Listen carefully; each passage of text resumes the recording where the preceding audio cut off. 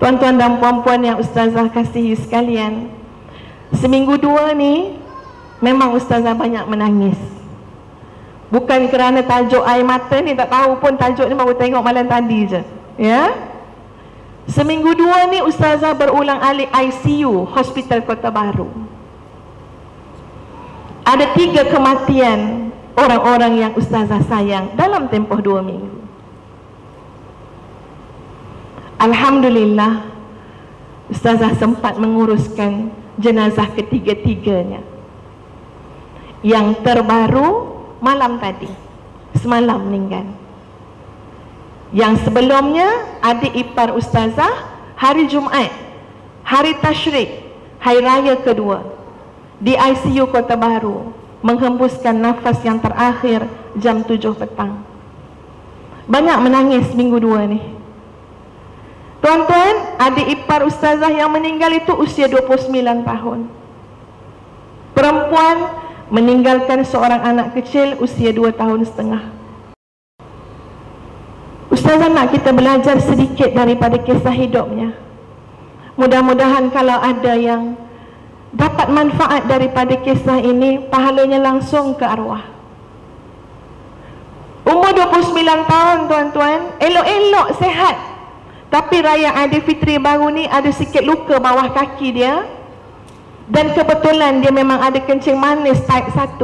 Makna daripada kecil. Dalam masa 2 minggu, luka tersebut merebak kuman sungguh ganas sekali sampai ke lutut. Dia bertahan tak nak potong kaki dia. Dia kata biarlah, biar dia meninggal pun dia tak nak ada benda daripada tubuh dia ni yang dibuang. Dia tak nak.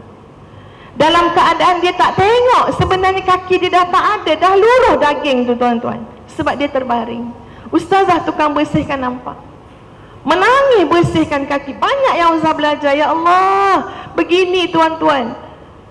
Kalau dah mati, kita punya jari pun tak boleh duduk dengan kita dah tuan-tuan. Jari satu mati, doktor suruh potong. Tak boleh duduk dengan kita. Nanti baunya tak tahan, kumannya tak tahan. Dan siapa terbayang macam mana hati mati yang busuk yang kita hangkut kuli-kili hari-hari ni? Macam mana agaknya? Itu baru tengok kaki kecil yang ada bahagian jari. Sampai ke lutut 2 minggu, 3 minggu naik sampai ke peha. Dah terguling, tak boleh tahan sakit dah. Hantar hospital. Dekat hospital doktor tak ada kata apalah, potong sebelah kaki. Dalam ICU bila dia sedar, ustazah diamanahkan untuk pujuk dia supaya dia redha dengan Allah. Ustazah sampai, tengok dia dah sedar, dan dia sambut ustazah dengan senyuman yang sungguh manis. Sampai ustazah kata, macam betul senyum dia.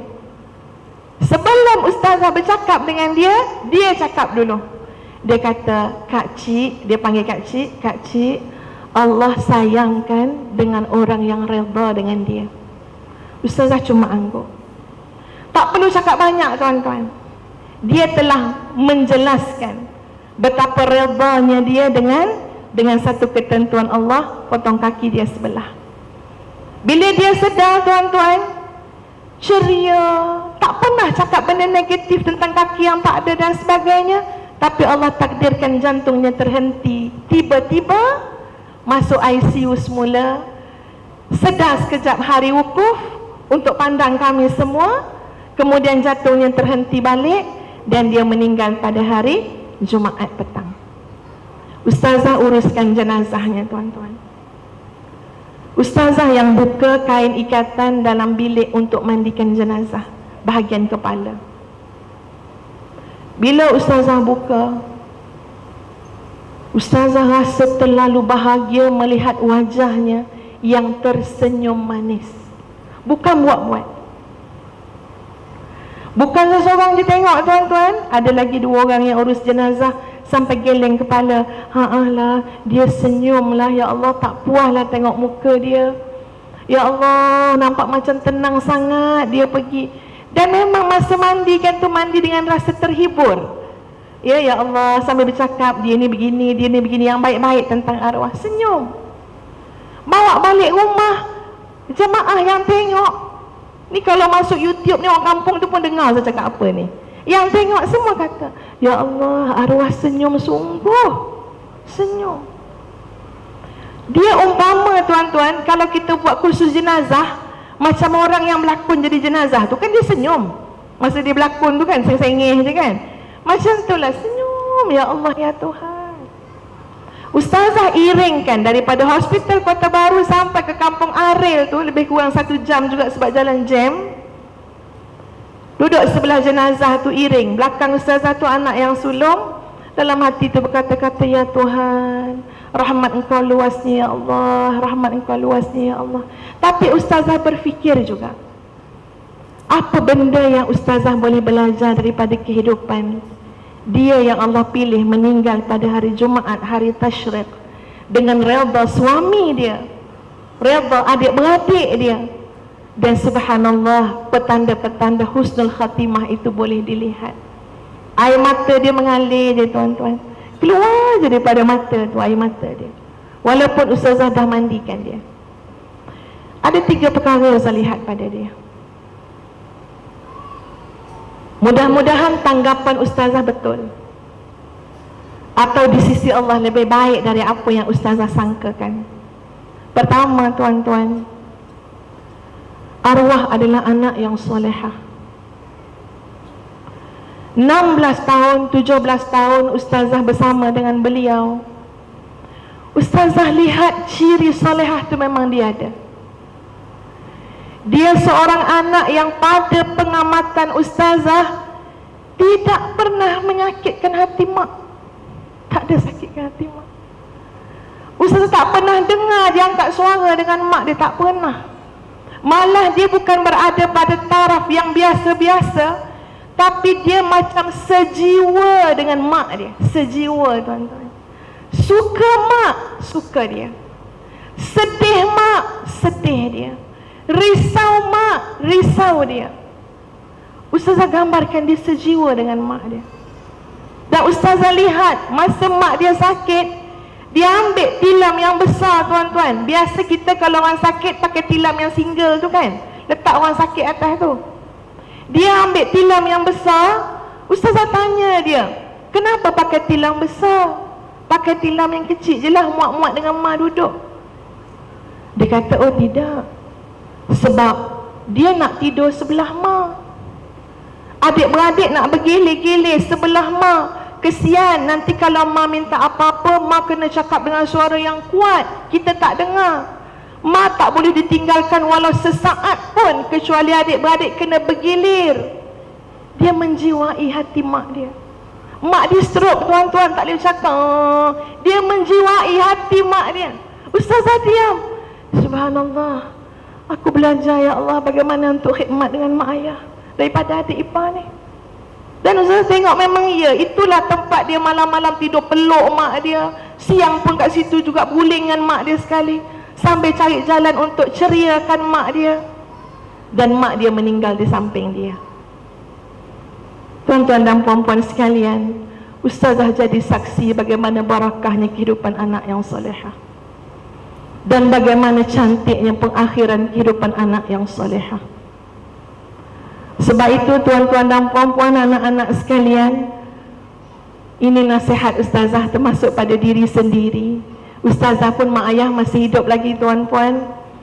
Ya Allah, buatlah lebih baik, lebih baik, lebih baik lagi dengan mak kita. Ustazah muhasabah diri tuan-tuan. Kita kadang-kadang balik kampung lebih seronok berborak dengan adik-beradik ipar duai daripada berborak dengan mak kita. Duduk adik-beradik ipar duduk berborak-borak, berbual-bual, maknya kelentong-kelentang masak dekat dapur. Cuma pandai tanya, dah masak belum mak? Dah masak belum mak? Kalau betul lah kita anak yang solehah, balik kampung dah lah sekali-sekala, tolonglah cari jalan berborak dengan mak, bercerita dengan mak, mengurut mak, bersama dengan mak, senyum dengan mak, suka dengan mak, segala-gala sehati sejiwa dengan mak. Ustazah pun muhasabah diri, ya Allah, aku kena baiki lagi aku sebagai seorang anak. Sampai mak kita tu, dia tak ada rasa kecil hati langsung, kecuali dia kata, ya Allah, ini anak dia yang terbaik. Dan percaya tuan-puan, seorang ibu kalau sudah terlampau reb dengan anak dia, hati hati dia akan berdoa dalam diam. Betul kan ibu-ibu kan?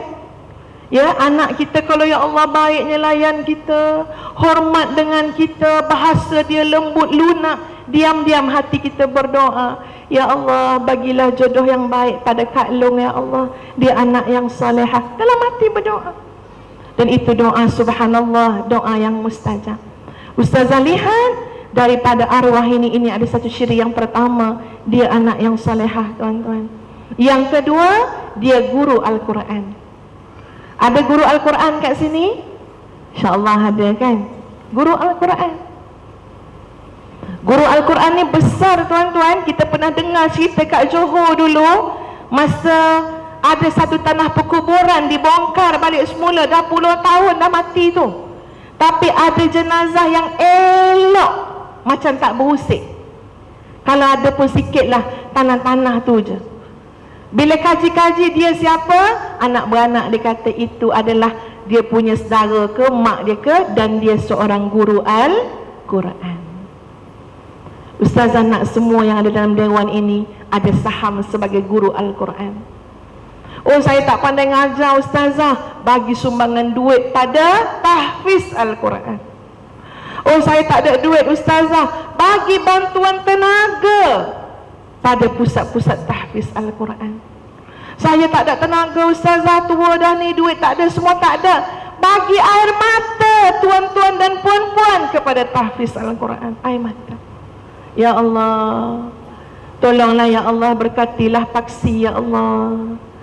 Ikhlaskanlah semua orang yang diberikan amanah untuk memakmurkan Paksi ya Allah. Air mata, doa kita kepada Allah, itu juga bantuan supaya kita masuk dalam rumpun orang-orang yang mengajar Al-Quran dan mencintai Al-Quran. Yang ketiga, tuan-tuan dan puan-puan sekalian, ustazah belajar daripada arwah sebuah kehidupan yang sabar dan redha. Dan ini yang payah pada kita semua. Sabar dan redha tu biar sampai tahap kita boleh senyum, terhibur, seronok dengan apa saja yang Allah berikan kepada kita. Sakit ustazah, insya-Allah belajarlah untuk seronok, belajarlah untuk redha, belajarlah untuk sabar. Sakit tu tak lama insya-Allah, sebab yang Allah akan bagi terlalu luas rahmat dan kurnia Allah. Itu dah dilihat dengan mata kepala, tuan-tuan. Kita demam sehari pun menghapuskan dosa setahun. Kalau sakit 2 bulan, cuba kira berapa puluh tahun dosa terhapus. Tak ada yang sia-sia. Ini kita sakit gigi 2 hari pun, sabar tak agak-agak sakit gigi. Berapa hari orang Lubuk Mariam boleh sakit gigi? Berapa hari kita tahan? Masuk hari ke-5, hari ke-6, cakap dengan doktor, cabutlah semua doktor, semua sakit, kita kata. Padahal sakit 1, 20 lagi tak sakit. Nak bagi tahu bukan senang nak sabar dan redha. Tapi insya-Allah orang yang sabar, seperti mana janji Allah dalam surah Yusuf, innahu man yattaqi wa yasbir fa innallaha la yudhi'u ajral muhsinin. Sesungguhnya bagi orang-orang yang bertakwa dan sabar, Allah tidak pernah mensia-siakan segala perbuatan baik yang dia lakukan. Ustazah percaya untuk ustaz-ustaz, ustazah-ustazah, orang kampung, semua yang terlibat dengan Paksi ini, nak membangunkan Paksi ini, kalau tidak ada kesabaran, lumpuh, tuan-tuan. Betul kan ustaz? Nak kena sabar sangat. Tuhmahan orang satu hal lagi. Ya, nak kena sabar supaya kita berada di atas jalan yang benar, amanah, jujur, takwa, itu pun nak kena sabar juga.